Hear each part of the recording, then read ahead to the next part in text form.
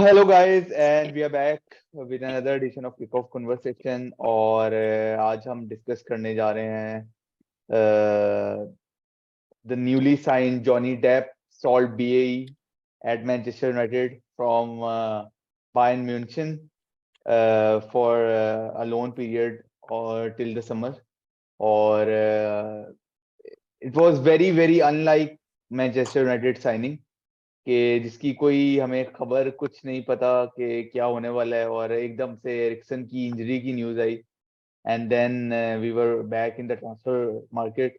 और हमने 3-4 नेम्स सुने जर्नलिस्ट से कि एक आवार और कैरास्को और साउल निगेनेस, ये सारे भी ऑफर हुए थे यूनाइटेड को। Personally Eric ten Hag wanted Gravenberch from Bayern Munich क्योंकि वो पहले से एजेक्स के डेज में शायद खेला हुआ है उसके अंदर। लेकिन फिर हमने जो है इख्तिताम किया मार्सेल से बिटसर पे, which is an excellent I think deal, loan deal. तो क्या कहेंगे आप लोग? आपने जॉनी डेप का जिक्र किया, तो अगर एरिक्सन से कंपेयर करें तो स्टाइल अपग्रेड तो है सब पिक्चर का, काफी मतलब स्टाइलिश, तो वो स्टाइल को जो हमारा कोस्टेड है वो थोड़ा इंक्रीज हो जाएगा। लेकिन हम इस टीम की साइनिंग की बात करते हैं, मैं कैप्टन की बहुत बात की है, एरिक्सन की हमने की ये तारीफ, लेकिन जितना इम्पैक्ट एरिक्सन ने किया है शुरू वाले कुछ महीनों में, हम लोग नहीं एक्सपेक्ट कर रहे थे कोई भी मतलब रेगुलर स्टार्टर होंगे, मैच आफ्टर मैच खेलेंगे, उनका बहुत इम्पैक्ट रहा है, वो बहुत बड़ी कमी थी जो कि होपफुली सबिस्टर आके फिल करेंगे। आपने तो बात की कि अनयूजुअल साइनिंग एक और वजह से भी यूनाइटेड के लिए कि हम अमूमन जब कोई भी किस्म का वैक्यूम क्रिएट होता है हमारी टीम में ना, जैसे ये कमी है, ये साइन करना है, तो हम कोई 4-5 विंडो के बाद वहाँ प्लेयर साइन करते हैं। हमने फौरन एरिक्सन इंजर हुआ और हमने फौरन उस चीज को रिजॉल्व कर लिया। ये बड़ी एक हमारे लिए रिसेंट डिसीजन के हिसाब से तो काफी अच्छी मूव थी। बाकी इनके बारे में डिटेल से हम डिस्कस जरूर करते हैं, लेकिन साइनिंग बड़ी ऑन द स्पॉट टाइमली। और काशिफ, आप क्या कहेंगे? हाउ इज द जोश? मैं तो बस यही कहूंगा कि मुझे तो मैं तो अपने आप को एक किस्म का मूड होके आने लगा था, भैया मैनचेस्टर यूनाइटेड गया ना, हमने 4-5 घंटे में प्लेयर साइन कर लिया है। क्योंकि वो एक लंबा प्रोसेस होता है। उसने ना अपने दोस्तों को बताया, ना उस मोहल्ले में घर लिया, ना उसने अपने क्लोज फ्रेंड्स को बताया, तो उसने डायरेक्ट ही साइन कर लिया। तो लेकिन मैं उस टाइम ना स्टेटस ही लगाया था मैंने ग्रुप में, जब एरिक्सन की इंजरी आई ना, मैंने उसी दिन स्टेटस लगाया कि भाई we need to sign someone. और मुझे बड़ी खुशी है कि हम जिनसे डील कर रहे थे क्रैस्को, अच्छा क्रैस्को मैं चाह रहा था कि अगर आ जाता तो चलो विंग पे एक हमारे पास एडिशनल आ जाता, लेकिन इट्स ओके क्योंकि सैंचो इज बैक। तो मुझे जो खुशी है ना कि साउल से अच्छा, मुझे ये जितना हमने जाहिर बात है उतना फॉलो तो नहीं किया, लेकिन जितने इसके मैंने वो फॉलो अप लिया तो मुझे तो बहुत अच्छी साइनिंग लगी। और फिर मैंने सबसे पहले जाके मैंने ना कहा यार बाइन बाइन वाले इसको लोन दे रहे हैं, मैंने जाके इसकी इंजरी हिस्ट्री देखी। इंजरी हिस्ट्री भी इसकी क्लियर है। He is not that of guy कि जिसको बायन अपने सर से उतार रही है। तो क्योंकि बाद में बायन की मैंने जो डेप्थ देखी किमिच और गोरेट्स्का है, तो वो तो 1000 मैच हो तो 1000 भी वही खेलेंगे, तो इसलिए मेरे ख्याल से इसकी वहां जगह नहीं बन रही थी। लेकिन एक्सीलेंट साइनिंग। और गुड थिंग इज दैट के वी हैव कोई हमने कोई लल्ला पुंजा लोन पे नहीं ले लिया। और सेकंड थिंग इससे ये भी बात पता चलती है कि एरिक्सन की इंपॉर्टेंस कितनी है, और एरिक्सन के बाद फ्रेड और मैकटोमिने की कितनी इंपॉर्टेंस है कि टेन हैग ने कोई रिस्क नहीं लिया। नहीं, मसला ये कि शायद अगर मैकटोमिने भी फिट होता ना तो हम ये साइनिंग शायद ना करते। वो भी कोई 3-4 हफ्ते के लिए मैकटोमिने भी बाहर है, तो ये मिडफील्डर साइनिंग करनी थी, ये दूसरा साइनिंग होना बहुत जरूरी थी। वो बोर्ड ने शायद इतना अंडर प्रेशर ना आता क्योंकि मैकटोमिनी और एरिक्सन दोनों एक टाइम पे इंजर्ड हो गए, और एरिक्सन तो अब शायद अप्रैल मई तक बाहर ही है। देखिए बोर्ड का तो जो है ना, मुझे लगता है कि बोर्ड इस टाइम लोन की डील्स में इंटरेस्टेड होगा, क्योंकि एज वी नो हम ट्रांजिशन में है सेल आउट करने में, तो वो ग्लेजर्स तो चाहेंगे अब हमारा पैसा ना इन्वेस्ट हो, तो लोन वोन करना है तो कर लो, बकाया कली वैली। ऐसे ही है। But overall I think it is a very good signing. मैं थोड़ा पीछे स्टैट्स भी देख रहा था। वो बायर्न म्यूनिख ने तो इसलिए खरीदा कि उन्होंने बदला लेना होता, अपने सारे राइवल के बेस्ट प्लेयर्स उठा के वो ले आते अपने क्लब में, और वो राइवल्स फिर जाहिर है उस तरह compete नहीं कर पाते एक मतलब हाई लेवल पे, जिस तरह बुंडेसलीगा में हमने देखा कि लाइप्जिग ने उनको टाइटल चैलेंज के लिए 1-2 साल पहले किया, उसमें बहुत जबरदस्त सीजन गया वो सपिट्जर का ही। ओवरऑल कोई 229 अपीयरेंसेस हैं इसकी लाइप्जिग में, एंड उसके तकरीबन 100 जो है वो गोल हैं। स्पिट्जर छोड़े, वो उनका मैनेजर है जो आप इस टाइम जो मैनेजर है उनका बाइन का, उन्होंने मैनेजर ही उठा लिया था। मैनेजर भी उठा लिया, तो वो हाँ, उन्होंने कहा 100 कोई गोल एंड असिस्ट कंट्रीब्यूशन थे आरबी लाइप्जिग में। तो सेट पीस स्पेशलिस्ट है, शूटिंग पावर, दूर से शूट्स वगैरह, chance creations, I think he ticks every box. और सबसे ज्यादा ये कि फाइनल थर्ड में बॉक्स टू बॉक्स मिडफील्डर है, good at winning balls, winning second balls, pressing monster. I think he fits Erik ten Hag system very well as well. और जब आपका पिवट में कैसेमीरो और सबिट्जर हो जाएंगे, तो आई थिंक आपका डिफेंस तो काफी काफी स्ट्रांग हो जाएगा, as we have to play Barcelona in the Europa League as well. तो जिसमें बेसिकली आपका डिफेंसिवली बहुत स्ट्रांग होना जरूरी है। ओवरऑल देखा जाए तो I think it has been an excellent signing, unexpected, but overall upgrade to Eriksen कह सकते हैं, इन द सेंस कि ये थोड़ा फास्ट होगा। I think 28 years old, no cardiac problems as well. Apologies to Eriksen, but overall I think जो हमारा fluidity है मिडफील्ड में, उस हिसाब से देखा जाए तो I think he would suit our midfield. But Eriksen has been top class till now, उसकी चांस क्रिएशन और वो चीजें तो जाहिर है हम लोग नहीं मैच कर सकते।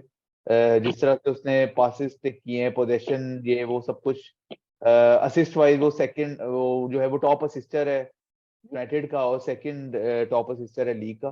तो आई थिंक वो चीजें शायद आपको स्पिट्जर में नहीं मिलेंगी, बट बाकी चीजें ये टिक करता है। क्या कहना चाहते हैं?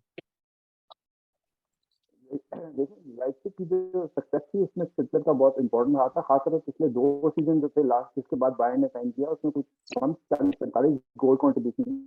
तो हम आप जो मैकटोमिने का भी जिक्र कर रहे थे, एरिक्सन की रिप्लेसमेंट ये डेफिनेटली है। मैकटोमिने में वो क्रिएटिविटी नहीं है, शायद पीसेस स्पिट्जर ले सकते हैं, क्रिएटिविटी है, प्लस वो आपने जैसा अपडेट का जिक्र किया बिल्कुल कि बॉक्स टू बॉक्स वो खेलेंगे, तो उनकी जो वो जो इंजन है वो एरिक्सन से ज्यादा स्ट्रांग है। अब लेकिन ये देखना पड़ेगा कि वो अभी तक जर्मन लीग में खेले हैं या ऑस्ट्रियन लीग में खेले। साल्जबर्ग के लिए उनके बड़े से स्टैट्स हैं, वो 30-35 मैच में उन्होंने 20 गोल भी किए थे, वो जो इस टीम के लिए लोन पे गए थे। तो गोल स्कोरिंग है उनके अंदर उनकी। लेकिन जो सबसे अच्छी बात है मेरे ख्याल में, जिस हिसाब से वो एरिक टेन हैग के लिए बहुत अच्छी, मतलब उनकी टेम्पलेट को बड़ा सा खेल सकते हैं कि वो मल्टीपल पोजीशन में खेल सकते हैं मिडफील्ड में। आपको अगर प्योर डिस्ट्रॉयर चाहिए वो रोल भी खेल सकते हैं, लेकिन यहाँ पे वो रोल नहीं होगा उनका, एरिक्सन वाला ही होगा कि आपने क्रिएट भी करना है, आपने डिस्ट्रॉय भी करना है और थोड़ा वर्सेटाइल होना है। लेकिन इसमें ये बात फिर हमें गौर से भी मद्देनजर रखनी चाहिए कि प्रीमियर लीग का जो इंटेंसिटी होती है और बुंडेसलीगा की जो इंटेंसिटी होती है या ऑस्ट्रियन लीग की जो इंटेंसिटी, बहुत फर्क है। उनको प्रूव करना पड़ेगा अपने आप को। और वो मेरे ख्याल में ये वो उनकी बात, उनके इंटरव्यूज भी आप सुने क्या जिस तरह की वो बातें कर रहे हैं कि I am not a good loser, I hate losing even in training, type की बातें जो वो कर रहे हैं, ये इससे नजर आ रहा है कि वो उनके लिए भी ये बड़ी अच्छी मूव है कि उनको ये प्रूव करना है, क्योंकि बायर्न में उनको अपॉर्चुनिटीज नहीं मिली और कोई अपॉर्चुनिटी है कि अपना वो इस हाथों में 28 बड़ी आपकी वो एज होती है जिससे आपने यहाँ से टेक ऑफ करना होता है करियर वाइज। अगले 6 महीने अगर वो अच्छा परफॉर्म कर जाते हैं तो उनके अपने करियर के लिए भी बहुत अच्छा है। और इस वैसे लोन डील में बाय आउट क्लॉज तो मेरा ख्याल है नहीं है, तो हम खरीद तो नहीं सकते। तो उसको इन एनी केस जो है वो लोन के बाद वापस जाना है, तो he has to prove a point to Bayern Munich of course के वो रेडी है गोरेट्स्का या किमिच को रिप्लेस करने के लिए, क्योंकि आई थिंक उसकी सिर्फ 15 अपीयरेंसेस हैं अभी तक बायर्न म्यूनिख में, और 1 गोल और 1 असिस्ट है। मैं थोड़े स्टैट्स भी देख रहा था, तो उसको इतना चांस भी नहीं मिला। और चांस नहीं मिलेगा तो आप उस बेसिस पे आप कुछ कह नहीं सकते कि अभी क्या है। लेकिन ऑफ कोर्स बुंडेसलीगा और जो प्रीमियर लीग है उसकी पेस में और डिफेंडिंग और एवरीथिंग, वो उसमें काफी ज्यादा फर्क है। तो let's see how it goes, hopefully a good signing for us and we will end the season in a better maybe in a better place because of this signing। क्योंकि अगर एरिक्सन भी इंजर्ड हो जाता है, McTominay भी नहीं है, तो I don't know who we would have played, maybe Mainoo, I don't know, कोई यंगस्टर ही खिलाना पड़ता। तो overall I think it's a good signing for the club. और इतनी जल्दी साइन कर लेना, ये भी हमें एक बहुत बड़ा एक धचका लगा यूनाइटेड की, जो कि हम देखते आ रहे हैं कि आज एरिक्सन इंजर्ड हुआ है तो हम शायद कोई 1-2 साल बाद एरिक्सन की रिप्लेसमेंट साइन करते। So I think it's a good move, and especially an Eric Ten Hag player Hopefully we will see him. I think on the weekend वो खेलेगा Crystal Palace home. We are playing Leeds या Crystal Palace के साथ match है. Crystal Palace के साथ है ना. पैलेस के साथ होम मैच है. तो I think we will see Spitzer maybe शायद स्टार्ट ना करे, लेकिन वो ऑफ द बेंच वो जरूर आ सकते हैं. मार्शियल और सेंचो भी फिट हो गए. कशिफ, आप कुछ कहना चाहेंगे? मैं यही कहना चाहूंगा कि मैं वली भाई की बात से बिल्कुल एग्री करता हूँ कि स्पिट्जर की बड़ी कंट्रीब्यूशन है आरबी की टीम में. और एक थिंग जो आप कह रहे थे एरिक्सन वाली क्वालिटीज, हाँ एरिक्सन वाली जो प्लेइंग मेकिंग वाली उतनी क्वालिटीज है, शायद वो ना मैच हो, लेकिन एरिक्सन से जो एक +1 है कि he is defensively so good. उसका ट्रैक बैक बहुत अच्छा है. एंड वन थिंग मोर, उसकी टैकलिंग बहुत सॉलिड है. ब्रूनो की शायद उतनी नहीं है, तो कैसेमीरो को भी एक अच्छा जो है +1 मिल जाएगा.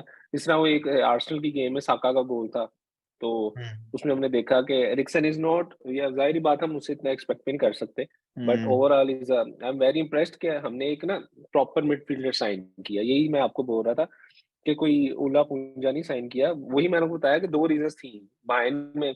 एक वो जो आपको बता दी, उनकी स्क्वाड बहुत अच्छी है. दूसरा फिर मेरा कंसर्न था इंजरी हिस्ट्री, वो मैंने देखी है, वो बहुत क्लीन है उसकी. I think so he is a well fit. और नो वन नोज कि अगर आपका कुछ नहीं बनता तो शायद आप इसको साइन कर लें, लेकिन मेरा ख्याल से अभी भी Erik ten Hag wants his lost son Frankie in summer again. हाँ, वो उसकी भी र्यूमर्स चल रही थी. खैर उस पर भी हम बात करेंगे. But that was all from us about Marcel Spitzer, and hope to see him soon on the pitch to prove. But one more thing, Sancho back. Yes, Sancho is back, and hopefully Mason Greenwood will also be back. उस पे भी हम आएंगे बाद में. But till now, we should enjoy Marcel Spitzer.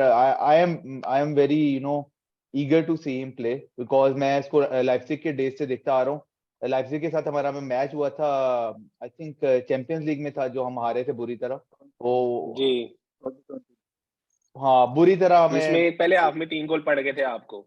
जी, बुरी तरह हमें आउट क्लास किया था लाइप्जिग ने. I think Spitzer had a role to play in that as well.